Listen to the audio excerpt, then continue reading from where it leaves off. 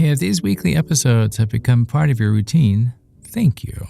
But I'd love to have you join Calm It Down Deeper. It's where I share things that don't quite fit into the 10 minutes. They're longer reflections, deeper questions, and the quiet space in between. Think of it as like the conversation that keeps going after everyone else has left the room. You can find it at calmitdownpodcast.com and look for the word deeper. So there's a folder in your phone you probably don't look at. It's where the drafts live. The messages you typed, but you didn't really send them. It's the emails that you wrote and deleted, or the texts that you composed, stared at, revised, and then just let sit there.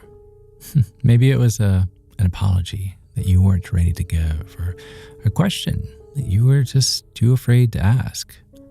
Maybe it was a truth you needed to say, but just couldn't figure out how.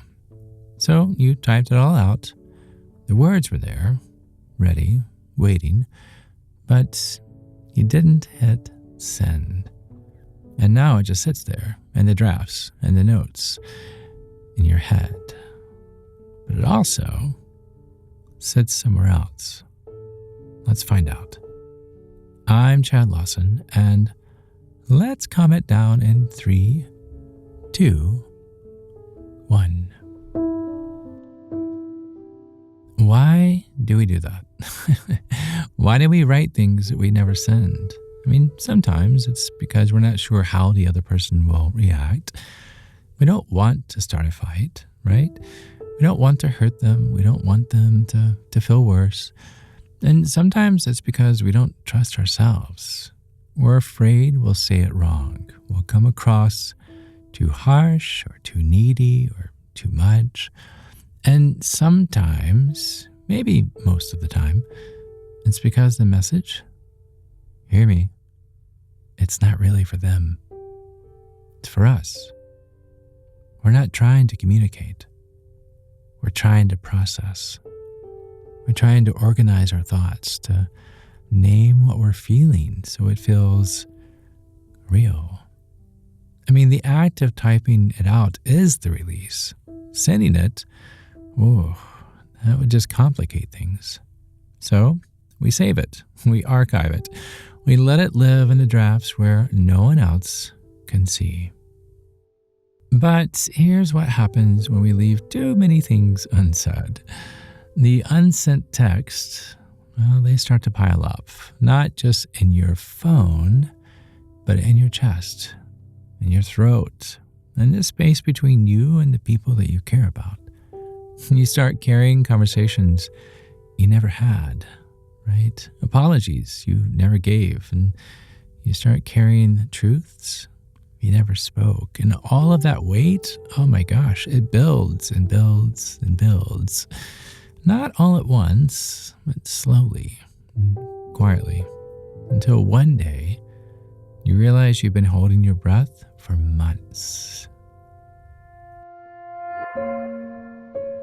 Now, I'm not saying you need to send every message you write. That's not what I'm saying at all. Some things are better left unsaid, let's be honest. Some conversations, they would only cause harm. Some truths, they aren't meant to be spoken aloud, but some are. Some of those drafts are sitting there because you're waiting for the perfect moment, the right words, the courage that never comes. And the longer you wait, the harder it gets. The apology gets heavier. The question becomes unbearable. The truth you needed to say, it turns into the secret that you're carrying. So how do you know which messages to send and which to leave in the drafts? Well, ask yourself this. Who is this message for? If it's for them, to hurt them, to punish them, to make them see how wrong they were, it's probably better left unsaid. But if it's for you, to free yourself, to be honest, to stop carrying something you were never meant to hold, then maybe it's time. Maybe not today, maybe not this week even, but eventually. Eventually, you have to say the thing, or you have to let it go, because you can't keep it in your drafts folder forever. So here's a practice for this week. Open your drafts, your notes, wherever you keep the things that you almost said, and I want you to read them. Now notice what comes up. Is it sadness? Is it anger? Is it relief? Is it regret even? And then ask yourself, what am I still holding on to? What am I waiting to say? What am I afraid will happen if I finally speak? You don't have to send anything. You don't have to do anything. I just want you to notice. Notice what's been sitting there. Notice how long it's been there. And then notice if it's time to let it out or let it go. Because those are the only two options. You can't keep carrying it. You can't. Did you hear that? You can't keep carrying it. So, the unsent texts are still there.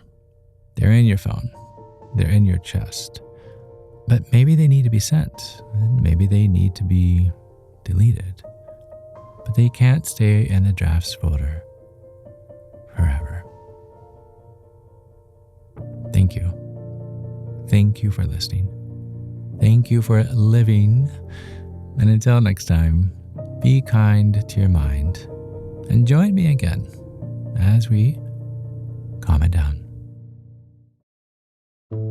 To find more episodes of Calm It Down, see where I may be appearing in your area, or just simply want to know where to send me some chocolate chip cookies, visit calmitdownpodcast.com.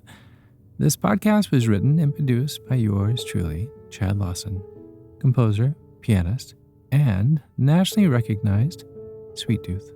The views, expressions, and techniques in this episode are of my personal opinion and not intended, nor should they, serve as a substitute for medical advice or diagnosis rendered to you by your individual doctor or other healthcare provider.